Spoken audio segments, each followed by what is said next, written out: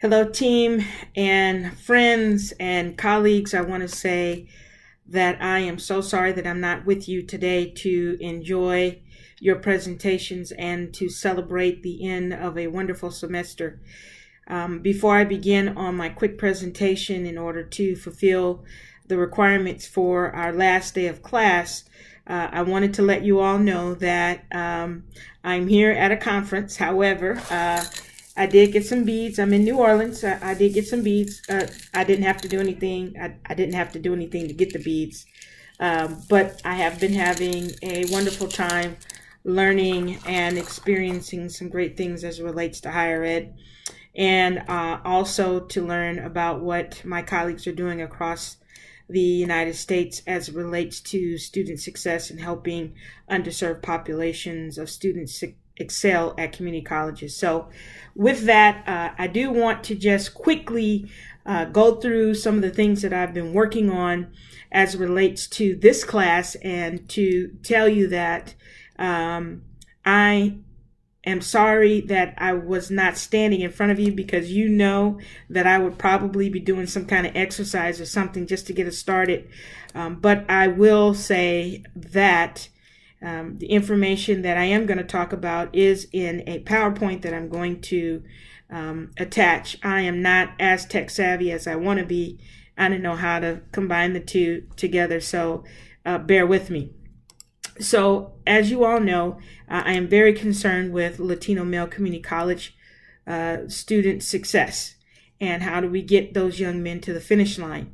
And so my work in this class has been around interviewing and understanding how students who are successful in the pipeline, who are successful in graduating, are moving through. What are the behaviors? What are some of the characteristics of those who are successful, in hopes that we can come up with some interventions to help those who may have some issues, that we can turn the tide on those. So, why do we study this? Listen, what you may not know is that 50% of the educational pipeline, the K-12 pipeline here in Arizona, well, not here in New Orleans, but in Arizona, is almost 50% Latino. And they are struggling. Not all of them, but a significant percentage is struggling.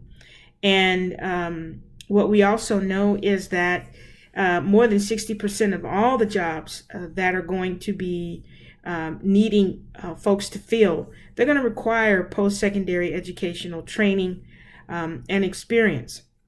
However, our current Latino population, they're not necessarily, those above the age of 25, they don't necessarily have that skill set.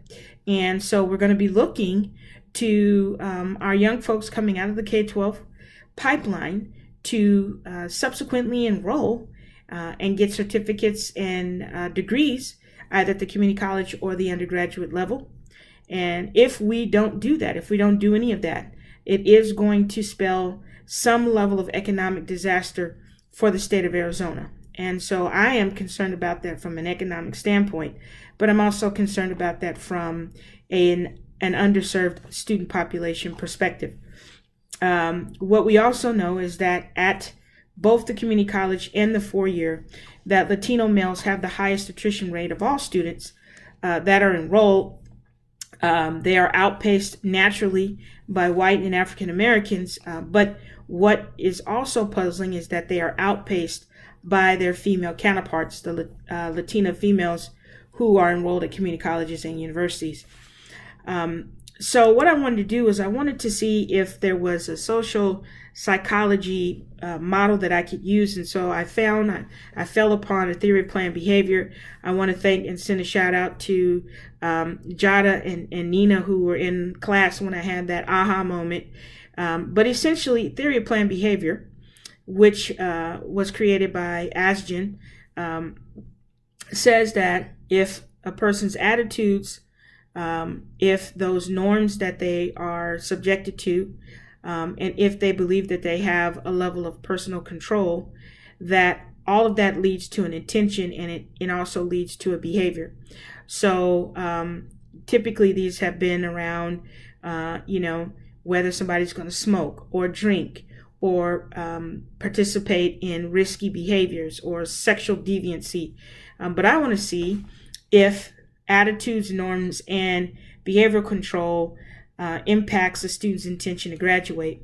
And so what I did was I brought together a focus group, tested my questions, and then I interviewed 10 Latina males. I did 8 who were currently in community college. I did 2 that were in undergrad and then graduate work.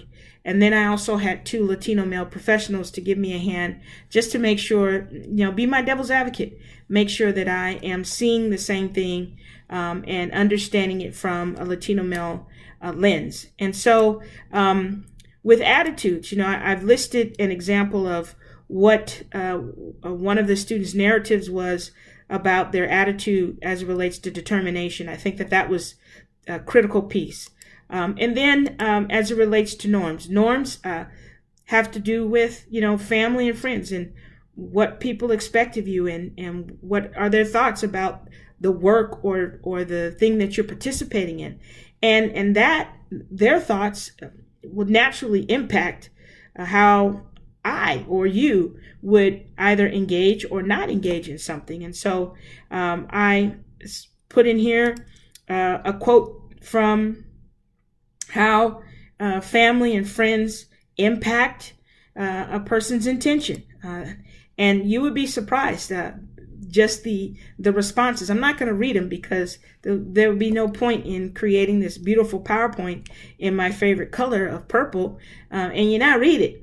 But if you feel like it, I think that you should take some time to take a look at it, because I think those quotes definitely speak to the resiliency of these young men to be successful.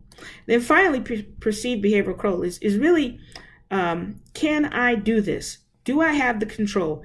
Am I the person that's the lead, the head, that I am going to make this thing happen?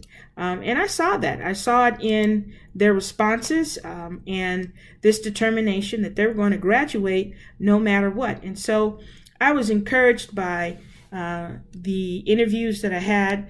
What I will say is the next step would be for me to look at those Latino males who were not successful, who dropped out or stopped out or whatever happened in their life that they did not complete. And then I would like to see how I could compare resiliency or lack of resiliency as it relates to whether or not behaviors, norms, and perceived behavioral control was different for those who did not make it, or were they similar? And then what happened? And then finally, the next step would be to create interventions. How can I take the same behaviors, attitudes, how can I take the same thoughts about how I'm controlling things as it relates to intending to graduate, and create interventions for other young men so that we can help them to develop those types of traits and characteristics that are going to help them to be successful at the community college level.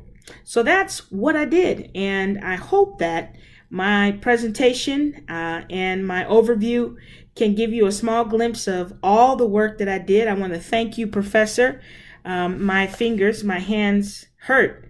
That transcribing is something else. And I hate the sound of ums. It's horrible. Just to hear ums and then to type them. But anyway, guys, I've enjoyed this class. I miss you all. I wish I was there to celebrate with you. Please, let's all stay in touch. I would hate that we've spent all this time together on Mondays and we never see each other or never talk to each other again. Be blessed. Enjoy your summer, and I hope to hear from you. I am at the Maricopa Community Colleges. If you ask anybody at any one of our community colleges, you want to talk to Felicia, you will definitely find me.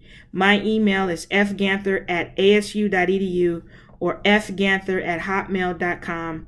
Yes, I'm old. Hotmail is old. Yes, I am showing my age, but I love my Hotmail account. So hope to talk to you all. Take care.